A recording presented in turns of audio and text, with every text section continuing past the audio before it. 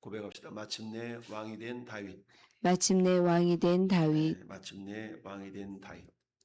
다윗은 스스로 힘으로 왕이 될 수 있는 기회가 여러 번 있었지만 다윗은 철저하게 자기 힘으로 왕이 되려 하지 아니하고 하나님의 때를 기다렸던 사람이죠. 하나님의 때를 기다려서 마침내 왕이 되는 모습이 오늘 본문에 나타나 있었는데요. 이미 다윗은 오래전에 기름 부음을 1차적으로 받았던 것이죠. 사무엘 살아생 전에 이새의 아들이었던 다윗을 선택해서 이니 기름을 부으라. 그래서 이미 소년 다윗이 기름을 부었던 그런 적이 있었죠. 그랬던 이 다윗이 이제 십수년이 흘러서 겨우 이제 나이가 40세가 되어서 왕이 되게 되는데 30세입니까? 왕이 되게 되는데 어쩌면 늦은 나이에 이처럼 왕이 됩니다. 그래서 이 왕이 된 지역이 어디냐 보니까 저 헤브론이라는 지역인데 헤브론은 예루살렘으로부터 남서쪽, 남동쪽으로 좀 떨어져 있는 그런 지역인데요. 어쩌면 이곳에서 결국 왕이 되는 그런 모습 우리가 보게 됩니다. 어쩌면 그는 광야에서 십수년을 도망자의 생활을 해야 되는 억울한 어떤 피난민이었고 그야말로 눈물의 세월을 기다리면서 하나님의 때를 기다리는 그런 어떤 사람이었던 것이죠. 그런 다윗을 하나님께서 마침내 유다의 왕으로 세우시는 그런 장면인 것이죠. 이건 한마디 말하면 하나님의 약속, 즉 언약의 성취가 이루어지는 그런 순간이다라고 말할 수가 있습니다. 이는 뭡니까? 오랜 세월 동안에 결국 인내의 과정을 통하여서 왕이 된 다윗의 모습은 장차 이 땅에 낮고 낮 인간의 모습으로 오셔서 30여 년 동안 그야말로 사시다가 3년 반 동안 공생의 생애를 사시고 우리 모든 인류의 죄짐을 다 짊어지시고 다 이루었다. 십자가에 죽으셨던 예수 그리스도를 다시 부활을 살리시고 하늘로 올리셔서 만왕의 왕이 되게 하신 그 하나님의 은혜를 표현한 그런 모습이다라고 말할 수가 있습니다. 첫 번째는 오늘 본문을 통해서 우리가 생각해 볼 것은 한마디 말하면 하나님의 때를 기다리는 사람을 하나님께서는 반드시 높여주신다라는 것이죠.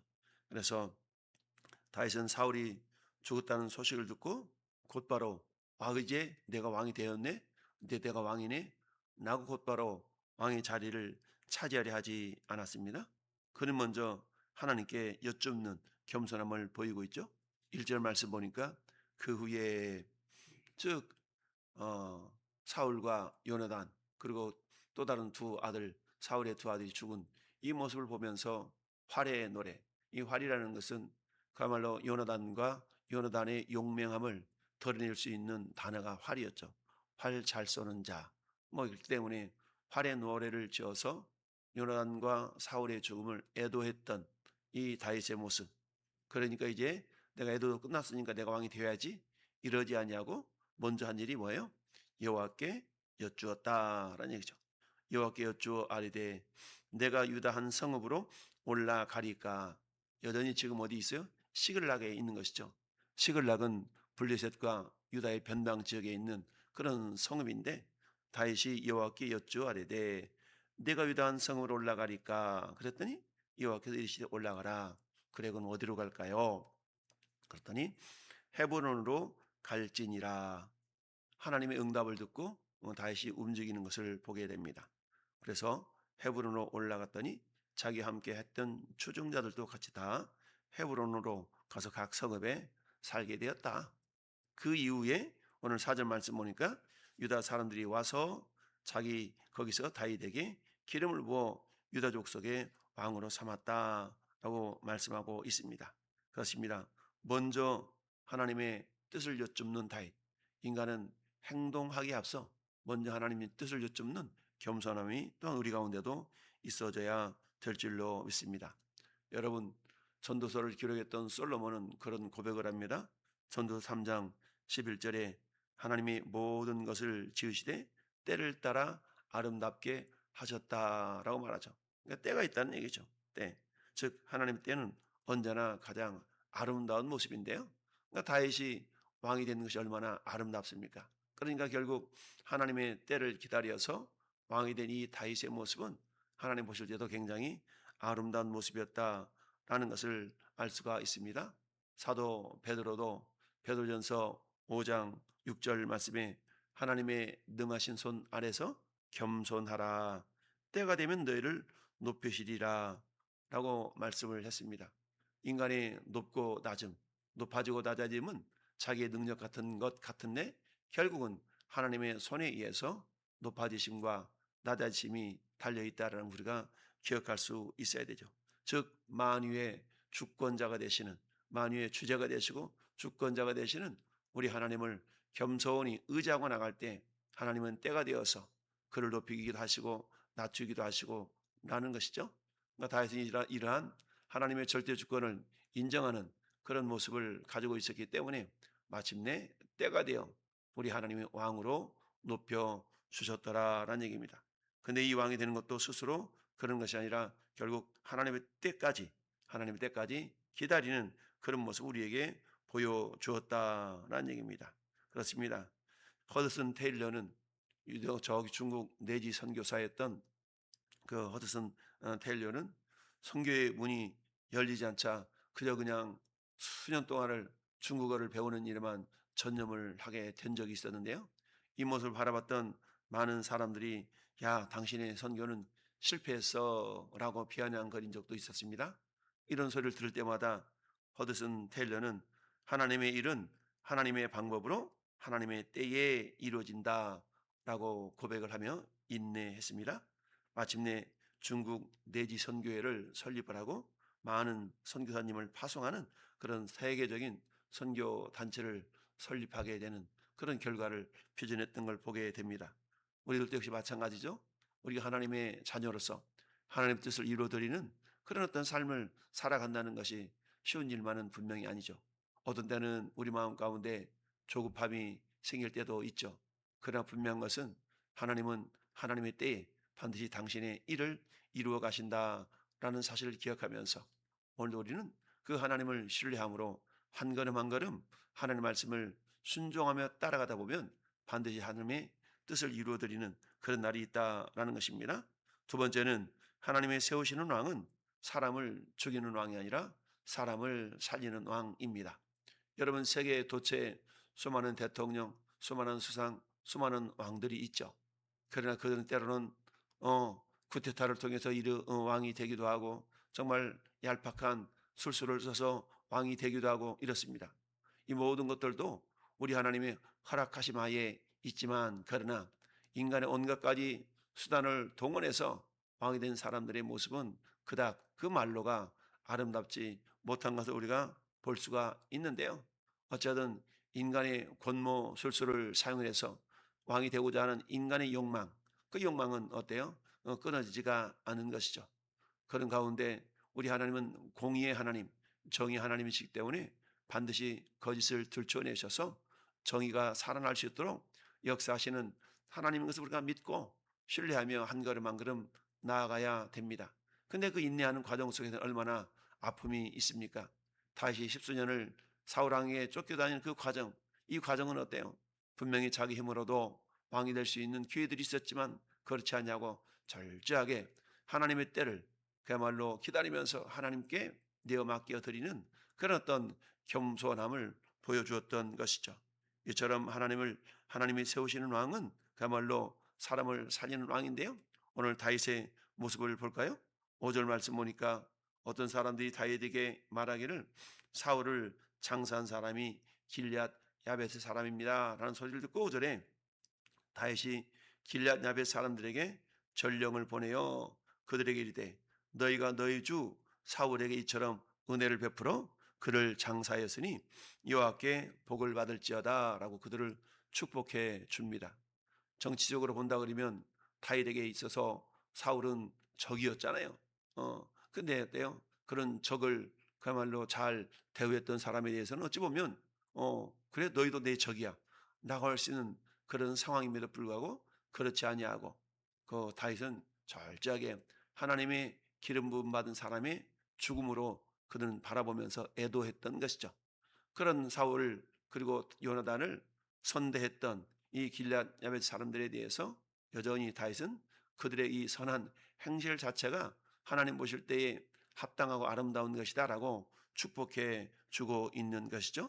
그러면서 너희가 이 일을 하였으니 이제 여호와께서 너에게 은혜와 진리로 너에게 베푸기를 원한다. 그리고 나도 선한 일을 너에게 갚아 주겠다라고 이야기를 합니다. 그러면서 이제 너희는 손을 강하게 하고 담대할지어다 라고 얘기하면서 유다 족속이 내게 기름을 부어 그들의 왕으로 삼았다. 그러니까 내가 너희에게 호의를 베풀겠다라고 이야기를 하고 있습니다. 이처럼 하나님이 세운 왕은 사람을 살리는 데 힘을 쏟는 자이지 사람을 죽이는 데 힘을 쏟는 자가 아니다라는 얘기입니다. 여러분 오늘날 현실을 바라보면 그렇지 않는 모습이 많이 있죠. 정치적인 적으로 간주하고 어떻게든지 깎아내리고 없애려고 하는 그런 온갖 가지의 어떤 정치적인 술수가 난무하는 것이 오늘날의 어떤 정치의 모습이다라는 걸 우리가 볼 수가 있는데요. 좀 더 화합하고 화목하고 용서하고 용납하는 그런 모습보다는 어떻게든 나만 남아야 되니까 적을 제거하려고 하는 이런 어떤 정말 좋지 않은 모습들이 오늘 정치판에 난무한 것을 보게 되는데요. 그러나 다윗은 그러하지 아니하였다라는 얘기입니다. 자, 이처럼 길앗 사람들을 축복한 그런 어떤 다윗의 모습은 결국 누구를 예표합니까? 자기를 십자가에 못 박아 죽이는 그런 원수들 향한 우리 주님의 기도의 모습인 것이죠.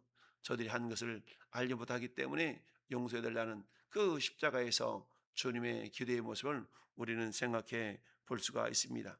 죄인들을 품으시고 용서하셨던 그 예수님의 모습, 다윗을 통하여 그 예수님의 모습을 우리가 이렇게 비춰 보게 되는 것이죠.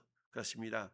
하나님 나라의 왕은 지배하는 왕이 아니라 결국 생명을 살리는 왕이다라는 것을 우리에게 보여주고 있는 것이죠. 예수님이 이 땅에 오실 때도 그렇죠. 인자에 온 것은 사람을 살리기 위해서 왔다.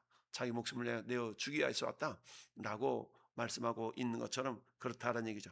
그렇다면 우리들도 역시 마찬가지.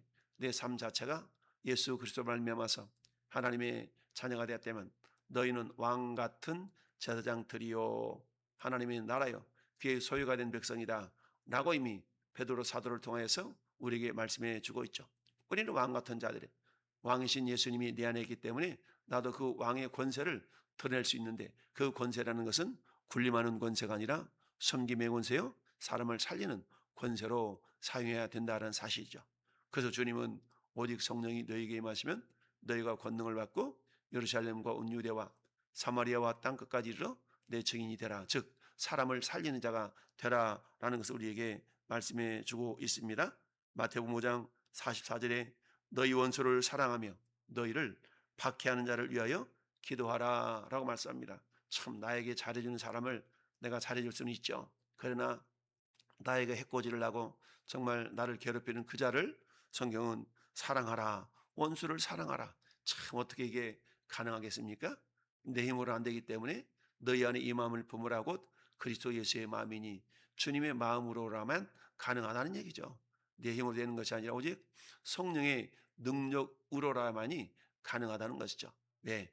오직 성령의 열매는 사랑과 화평과 그렇죠? 사랑하고 화평하고 오래 참아주고 용납하고 이 모든 것들은 내 능력이 아니라 성령의 능력인 것이죠. 원수까지도 사랑했던 이 다윗의 모습은 장차 오실 예수 그리스도를 예표한 모습인데 예수님이 이렇게 말씀하셨던 겁니다. 이처럼 여러분 우리에게 오늘도 로마서를 통해서 말씀하기를 너희는 악에게 지지 말고 선으로 악을 이기라. 선으로 악을 이기라. 여러분 잠언서의 말씀에도 그렇게 이야기하고 있지 않습니까? 선으로 악을 이기라. 악한 자들에게 해코지 한 자들에게 오히려 선을 베풀어주면 마치 무엇과 똑같다 그랬어요? 숯불을 그 머리 위에 얹어놓은 것과 똑같다라고 말씀하잖아요. 여러분 숯불이 머리에 얹어져 있다고 생각하면 얼마나 화끈거리겠습니까? 그러니까 그 사람은 나에 대해서 악을 행했는데 내가 오히려 그에게 선을 행한다 그러면 마치 숯불을 머리 위에 얹어놓은 것 같은 그런 어떤 모습이 되어줄 수가 있다라는 얘기입니다. 여러분 넬슨 만델라 남아공의 대통령이 됐던 넬슨 만델라는 어때요? 흑인으로서 27년 동안 감옥살이를 했던 사람이거든요. 근데 그가 감옥에 있다가 대통령이 된 후에 자신을 괴롭혔던 교도관들을 그 대통령 취임식에 초청을 한 적이 있습니다. 그러니까 야 이제 우리 거 큰일 났다라고 생각할 법도 한데 그렇지 않냐고 그들을 대통령 취임식에 초청을 했습니다. 넬슨 만델라는 결국 원수로 여기지 않냐고 그들을 화해의 손길을 내밀었던 것이죠. 그렇습니다. 용서라는 것은 약한 자의 모습이 아니라 가장 강한 주님의 능력이다라는 것을 우리는 기억할 수 있어야 됩니다. 세 번째는 참된 왕은 결국 하나님이 세우신다라는 걸 우리가 기억할 수 있어야 됩니다. 유다는 다윗을 왕으로 세웠지만 북이스라엘은 결국 사울에 남아있던 아들이었던 이스보셋을 결국 왕으로 세우는 모습을 보게 됩니다. 10절 말씀에 보니까 사울의 아들 이스보셋이 이스라엘의 왕이 될 때에 나이가 40세이며 2해 동안 왕이 있으니라. 즉 인간이 세운 왕의 그 기간이 길지 않은 것을 보게 됩니다. 결국 8절에 사울의 군사령관 네리 아들 아브넬이 이미 사울의 아들 이스보셋을 데리고 마하나임으로 건너갔다. 이 마하나임은 요단 동편을 말하고 있죠. 요단 동편을 건너가 가지고 길앗과 술과 이스라엘과 에브라임과 베냐민과 온 이스라엘의 왕으로 삼았더라. 그러니까 어찌 보면 다윗은 유다 한 지파만의 왕으로서 7년 6개월을 지낸 겁니다. 그런 다시 예루살렘으로 올라와서 나머지 33년에 그런 어떤 생애를 살게 되죠. 어쩌든 하나님께서 세우신 참된 참된 왕은 인간이 세운 이스보셋과 같지 아니하고 우리 하나님이 친히 세우신다라는 것을 우리가 알 수가 있습니다. 그렇습니다. 결국 사람의 계획은 무너질 수밖에 없다는 것을 우리가 알 수가 있는데요. 그렇습니다. 예수 그리스도를 만왕의 왕으로 세우셔서 구원을 성취하신 그 하나님의 놀라운 어떤 구원의 역사. 우리 인생도 마찬가지죠. 우리 인생도 그야말로 내 생각과 내 뜻대로 되어진 인생이 아니라 절제하게 우리 주님의 뜻대로 이루어지는 그런 인생이 될 때에 진정한 행복과 은혜가 넘치게 될 줄로 믿습니다. 시편 2편 6절에 내가 나의 왕을 내 거룩한 산 시온에 세웠도다 라고 주님이 말씀합니다. 그러니까 하나님의 왕은 하나님이 세우신다라는 얘기죠. 그래서 참된 왕은 결국 하나님 세우신다는 것을 우리에게 보여주고 있습니다. 우리 빌립보서에서 예수님이 낮고 낮은 인간의 모습으로 오셔서 모든 인류의 죄짐을 다 짊어지시고 십자가에 죽으셨다가 부활하신 그 모습을 표현하고 있는데 그때 9절, 10절, 11절 말씀 보면 하나님이 그를 지극히 높여 죽기까지 복종하셨던 예수님을 아버지 성부 하나님께서는 그를 지극히 높여서 모든 이름 위에 뛰어난 이름을 주셨던 것이죠. 그래서 하늘에 있는 자들과 땅에 있는 자들과 땅 아래 있는 모든 자들도 무릎을 예수님 앞에 꿇게 하셨던 걸 우리가 보게 되죠. 결국 예수 그리스도는 영원한 왕으로 높임을 받으셨던 걸 보게 됩니다. 스스로 왕이 되려 하지 아니하고 하나님의 때를 기다리던 다윗의 겸손함. 결국 하나님은 그를 높여서 이제 먼저 유대 한 지파의 왕이 되도록 하셨지만 그러나 마침내 온 민족의 왕이 되도록 하시는 하나님의 인도하심. 이처럼 다윗을 한 걸음 한 걸음 빚으셔서 예수 그리스도를 닮아가는 온전한 모습이 되도록 하셨다라는 것을 우리에게 보여주고 있습니다. 그렇습니다. 하나님은 기다림과 순종의 과정을 통하여서 마침내 다윗을 왕으로 올려주신 것을 보게 되는데요. 우리 삶도 역시 마찬가지죠. 때로는 내가 이해할 수 없는 그런 어려움들을 겪을 수가 있죠. 그럴 때마다 하나님 이게 뭡니까? 라고 하나님을 원망하기보다는 하나님 때를 겸손히 기다리면서 우리 맡겨진 사명들을 잘 감당할 때에 하나님께서는 반드시 우리를 높여주시는 날이 있다라는 걸 기억하면서 오늘 베드로전서 5장 6절 주 앞에서 겸손하라 때가 되면 반드시 너희를 높여주실 것이다 라는 말씀을 기억하면서 오늘 한 날도 묵묵히 주님의 인도하심에 순종하며 나가 하나님 나라를 이루어드리는 복된 인생들 될 수 있기를 예수님의 이름으로 축원합니다. 아멘.